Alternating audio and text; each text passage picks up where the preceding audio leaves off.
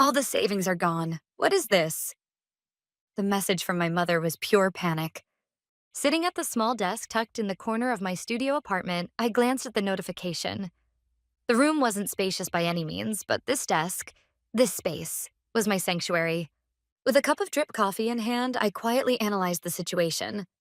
This was the place I built to live by my own rules. Without a moment's pause, my phone began to buzz violently with an incoming call from my father. When it switched to voicemail, an angry voice spilled out. Alyssa, pick up the phone right now. What did you do at the bank? Explain yourself. A few seconds later came a worried text from my younger sister, Sophia. Mom's screaming and crying. What's going on? I read all of them but didn't reply. Instead, I reached into my desk drawer and pulled out a small key. Everything began on my 21st birthday. That was the day I went to the downtown headquarters of the bank to claim the ticket to my future. The one my grandfather had left for me. $550,000. With that money, I planned to fulfill my long-held dream, to develop a financial literacy app for young people. My business plan had been rewritten dozens of times until it was perfect. I remember pushing open the heavy revolving door of the bank, my chest swelling with anticipation. I had no idea that only a few hours later, I'd be plunged into the lowest point of my life. This is the record of my quiet battle, one I began alone, to reclaim the future that was stolen from me. A month earlier, on the morning of my 21st birthday, I woke up early and pulled a navy suit from the back of my closet, the one I'd barely ever worn. It was a gift from my mother for my college entrance ceremony. As I buttoned the jacket in front of the mirror, memories of my grandfather surfaced. He had been an engineer, the only one who truly understood my fascination with how things worked, how systems connected beneath the surface. Alyssa, you have a gift for reading the stories hidden behind numbers, he used to say. He'd show me old stock charts and teach me about the economy like it was a giant puzzle. That's why, when you turn 21, I'm leaving you a seed fund for your future. That seed fund was a trust worth $550,000. Both my parents knew about it, of course. But my grandfather's will clearly stated that the money belonged only to me. I slipped my business plan into my bag. Its title, Pocket Tutor. It was a financial education app designed to teach young people about money through a game-like experience. My sister Sophia often used the credit card which our parents gave her to buy trendy clothes and cosmetics, but she never once checking her balance at the end of the month. She meant no harm, but she had no idea where money came from, or how it moved. Watching her and so many of my peers struggle with student debt after graduation made me think, what if I could help people keep control of their lives so they wouldn't have to give up on their dreams because of money? That thought became the foundation of my business. I took the bus downtown, watching the city pass by outside the window. When I stepped off, the bank's main branch loomed ahead of me. Marble columns, gleaming brass doors. Taking a deep breath to steady my racing heart, I stepped toward the majestic revolving door that led to my future. Good morning. I have a 10 a.m. appointment with Mr. Ford in the Asset Management Department. My name is Alyssa Baker. After giving my name at the reception, I was led to a quiet private room. I'd made the appointment myself a week earlier, explaining that I wanted to discuss my grandfather's trust on my 21st birthday. After a short wait, a middle-aged man who introduced himself as Mr. Ford entered the room with a thick file in his hands. His expression was tense. Miss Alyssa Baker, correct? I've prepared the documents regarding your grandfather Robert's trust as discussed over the phone. His tone was formal. Too formal. Something about it felt off. First of all, happy 21st birthday, he added, but the words sounded like they were read straight from a script. Let me explain. Initially, your grandfather's trust was set up so that, upon your 21st birthday, full access to the assets would transfer to you. That was indeed the original agreement. Was? The past tense made my heart drop. Mr. Ford didn't answer directly. He flipped through the file and slid a page across the table toward me. However, approximately 9 months ago, this document was officially processed. On it was my mother's familiar signature. What is this?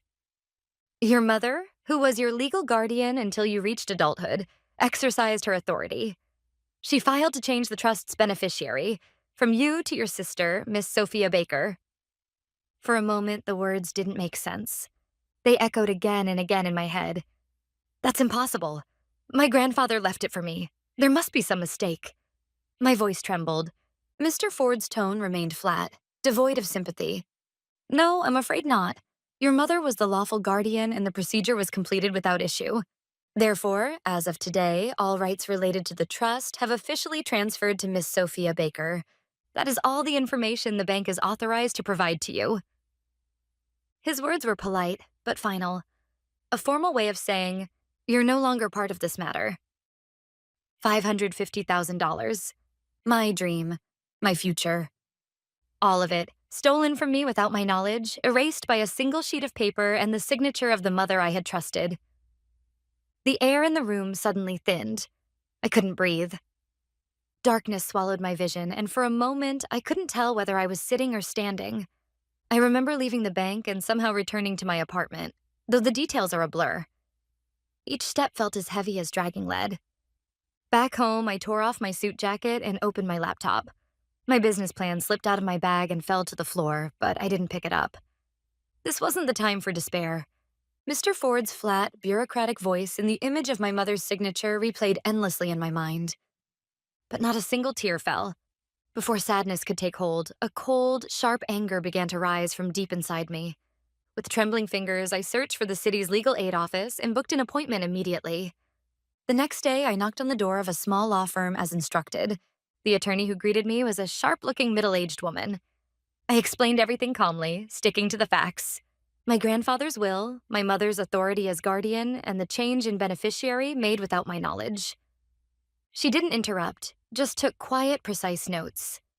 When she finally finished reviewing the copies of my documents, she looked up and spoke plainly. Miss Baker, I understand the situation. To be frank, it's extremely difficult. Pointing to a section of the law, she continued. Legally, a guardian's authority over a minor's assets is very powerful. I see no procedural errors in what your mother did. In other words, this transfer is considered legitimate. Legitimate? Yes. To overturn it, you'd need to prove that your mother intentionally deceived you and take her to court. But that would be a messy family lawsuit. Costly, time-consuming, and with very little chance of success.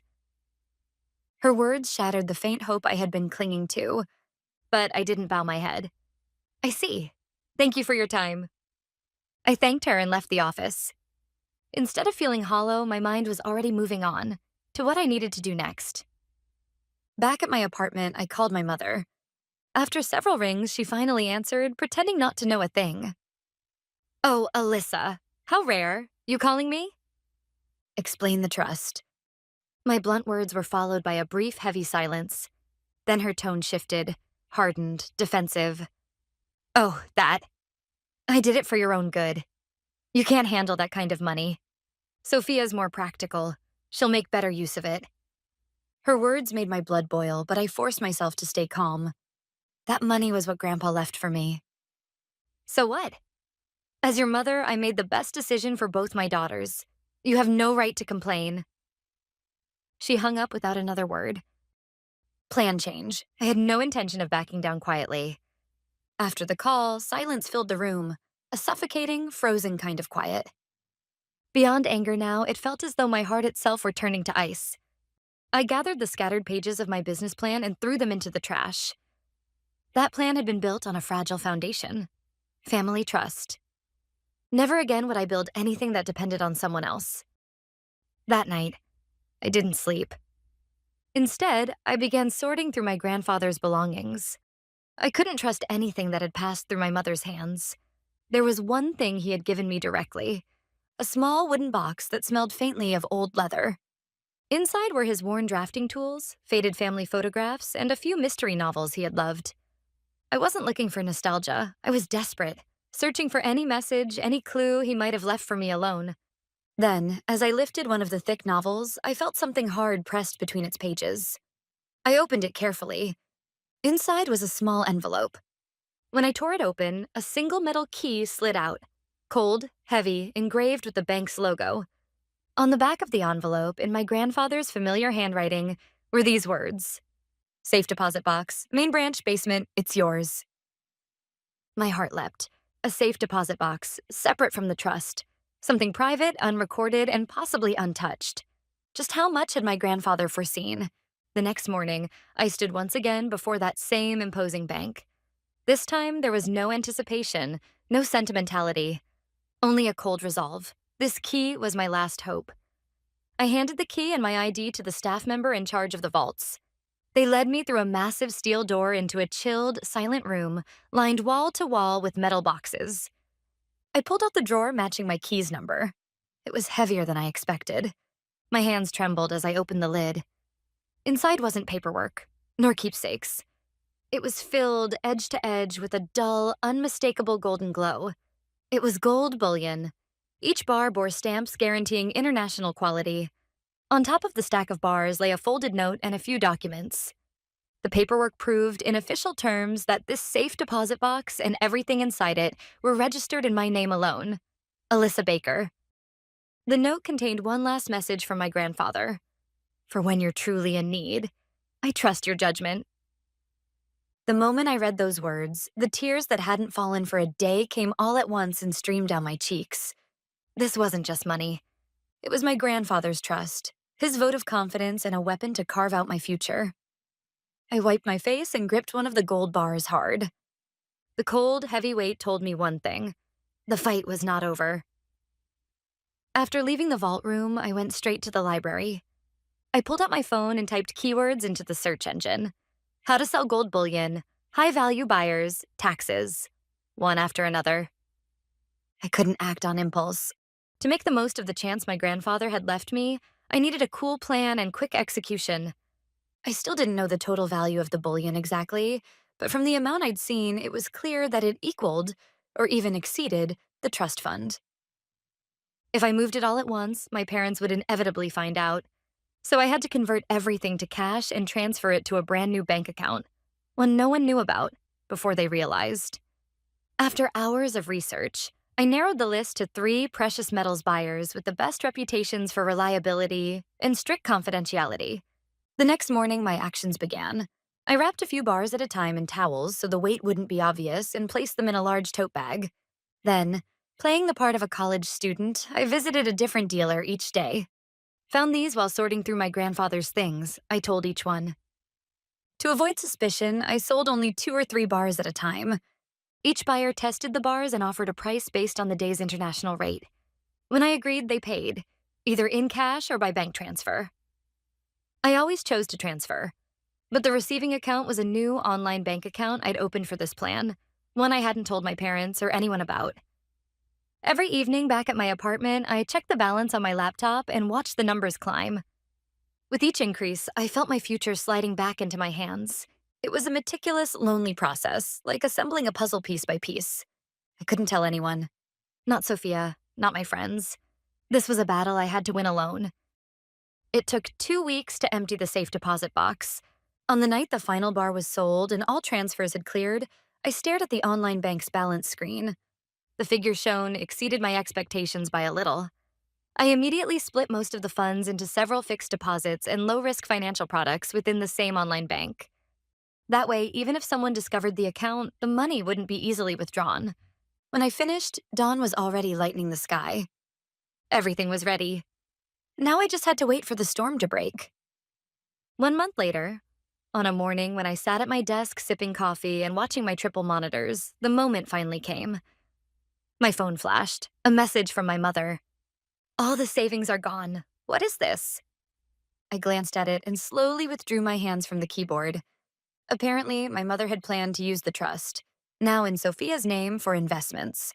But because the trust's terms required funds be used for educational purposes, they couldn't be counted on for her intended investments. Panicked, she had apparently combed through Grandpa's belongings and discovered the safe deposit box, only to realize too late that I had already finished with it. That was my theory based on her frantic tone. It seemed plausible. I let the message sit unread for a few minutes. Then my phone logged another missed call from my father, angry as always, and another concerned text from Sophia. Family line notifications kept exploding. I took a deep breath, opened only my mother's message, and typed a short reply. I disposed of what was in my name. It's none of your concern. I hit send, no emoji, no excuses, no apologies, just the cold fact. Within a minute, my mother called. I pressed decline without hesitation. Then my father called. I decided I couldn't keep dodging them, so I hit answer once, ready for a final confrontation. His shouting hit me immediately. "What do you think you're doing? That money belonged to the family. Return it now or I'll sue you." I waited for him to take a breath, then spoke. Quietly, but clearly. "Sue me? That's a funny joke. I've already consulted my lawyer. The gold bullion is legally mine. Don't ever call me again." With that, I hung up before he could reply and immediately blocked his number. I already knew what he would say. They'd accuse me, insult me, and in the end, wrap it all up in the same words. "It's for the family," as they tried to take everything from me again. Not this time. I powered off my phone completely and tucked it deep inside my desk drawer. I didn't need any more noise. What I needed was silence, to focus on what came next. The money I'd gained from selling the gold wasn't the goal. It was the seed, the capital that would finally put me at the starting line. Just as my grandfather had believed in me, I had to use this money wisely. I started spending hours at a large bookstore nearby, buying every book I could find about investing. At first, I was overwhelmed by the flood of unfamiliar terms. It was like trying to decipher a foreign language made of spells. I filled notebooks with words and their meanings, one by one. At night, I devoured free university lectures on economics online. During the day, I sat in front of my triple monitors, following real-time market data and comparing it against what I had learned. I began small, with demo trades using minimal amounts. For the first month, my balance shrank at an alarming pace. Frustrated, I nearly slammed my keyboard more than once, but every time I remembered my grandfather's words. Effort is the only thing that matters. I swallowed my frustration and pressed on. Every mistake was recorded in detail. I analyzed them objectively and began building a set of rules, one at a time, to make sure I'd never repeat them. After 6 months of trial and error and demo trading, I imposed a strict condition on myself. I won't touch real money until I've had 3 consecutive profitable months. It took 8 months from the day I began studying, but I finally achieved it. With cautious confidence, I invested a small portion of my portfolio into several IT sector stocks I had thoroughly analyzed myself. The feeling of putting my real money into the market for the first time was raw and electric, completely different from a demo. The turning point came 3 months later. A small software company announced a groundbreaking new technology. While most investors hesitated, I trusted my analysis and concentrated most of my funds into that one company. It was a gamble, but not a reckless one. It was a calculated risk, backed by exhaustive research. A month later, when a major tech corporation announced a partnership with that same software company, its stock price tripled in a single day. My assets skyrocketed overnight.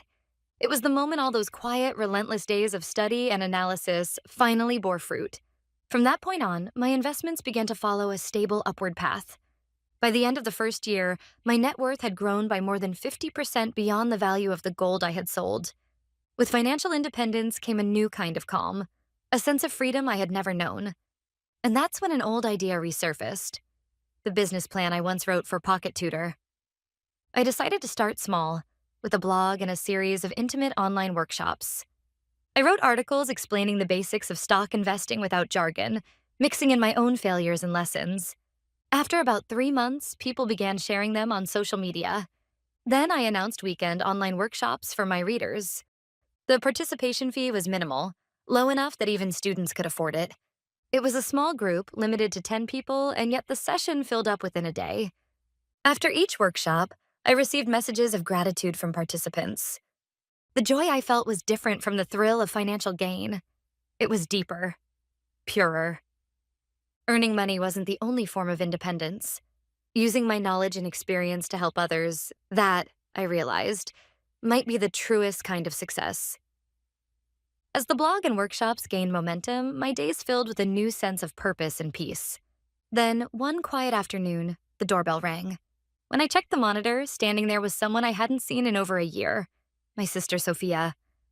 For a moment, I hesitated to open the door, but the expression on her face wasn't the confident one I remembered. She looked frightened, troubled. I quietly opened the door. "It's been a while, Alyssa." "Sophia, what do you want?" At my cold tone, she flinched. Up close, I saw that she'd lost weight. The expensive designer clothes she used to flaunt were gone. I need to talk to you, just for a little while. Can you spare some time? Without a word, I led her into the apartment. Sophia's eyes widened as she took in the stacks of economics books piled in the corner and the charts of corporate analyses covering the wall. Wow, did you do all this yourself? Yes. You came here for a reason, didn't you? At my prompt, she sat on the edge of the sofa, head lowered, and began to speak haltingly. About the trust fund. I'm sorry.